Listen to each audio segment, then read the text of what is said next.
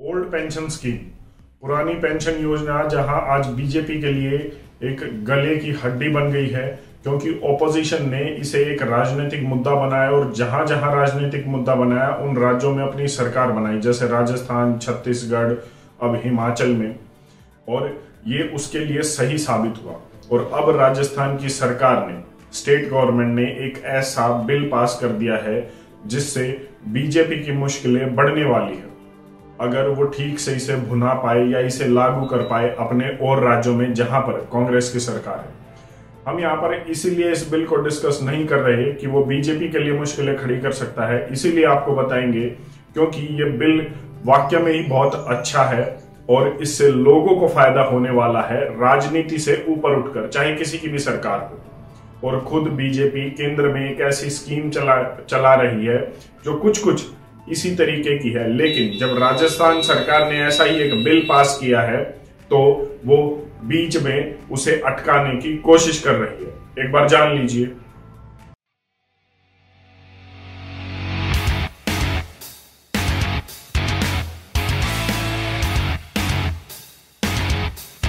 Article 21 संविधान का ये कहता है कि राइट टू हेल्थ है आपके पास, स्वस्थ रहने का अधिकार है आपके पास।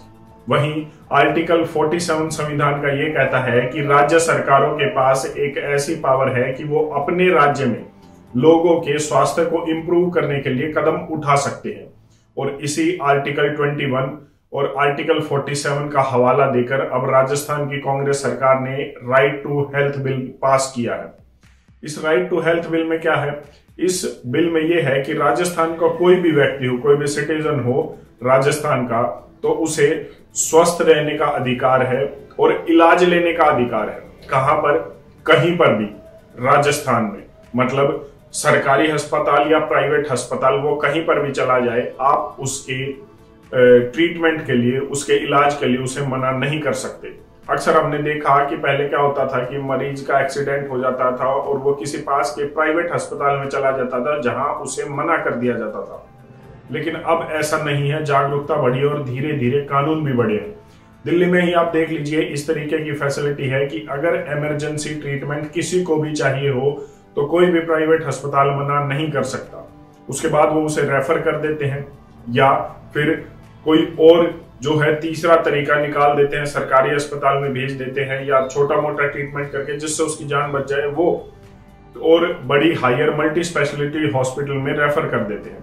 इसी तरीके की फैसिलिटी आज दिल्ली में है और अब राजस्थान ने भी इसे अपनाया है। राजस्थान ने इसको और इम्प्रूव किया है। राजस्थान ने ये कहा है, राजस्थान की सरकार ने अपने राइट टू हेल्थ बिल में, कि अगर किसी को भी इलाज चाहिए और वो प्राइवेट हॉस्पिटल में चला जाता है तो उसको पूरा इलाज दिया जाए, आप उसे मना नहीं कर सकते। दूसरी बात, अगर उसने इलाज पूरा ले लिया और उसके पास पैसे नहीं है तो प्राइवेट अस्पताल उससे जबरदस्ती नहीं कर सकता, वो सरकार से पैसे मांगेगा, सरकार से पैसे क्लेम करेगा।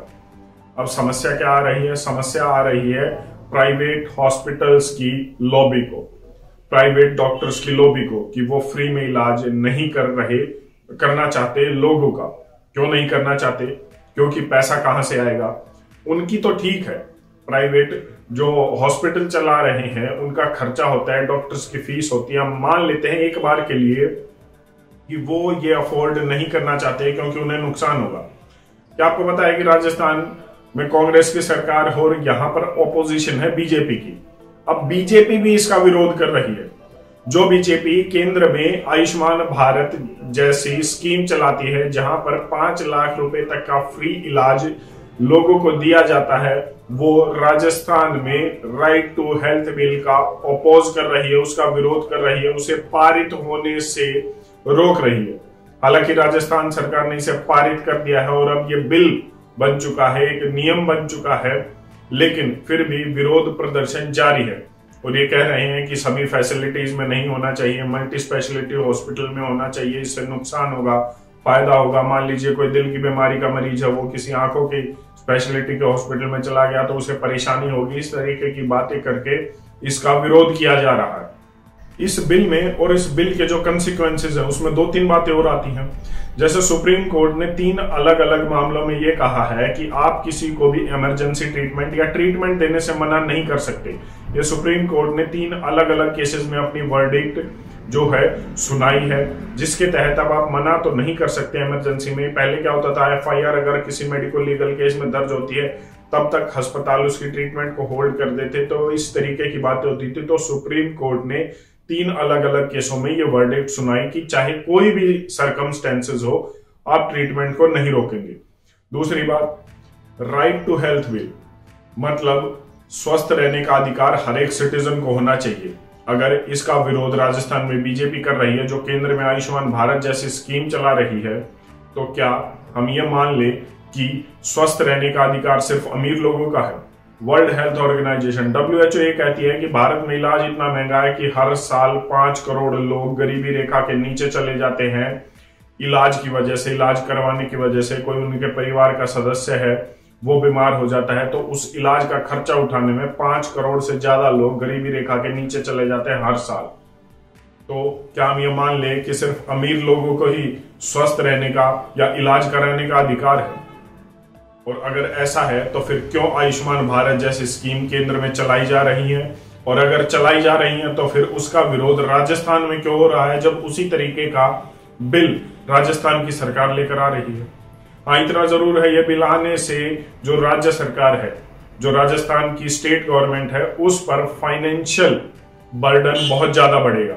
लेकिन पैसा किसी की जिंदगी से ऊपर नहीं होता। और अगर कोई भी सरकार, यहां पर राजस्थान की सरकार की बात नहीं है, किसी भी स्टेट गवर्नमेंट की या सेंट्रल गवर्नमेंट अगर चाहे तो कहीं ना कहीं से फंड जरूर निकाल सकती है, अगर उसे अपने लोगों को सही मायने में इलाज देना है और उसमें अमीर गरीब का फर्क नहीं देखना।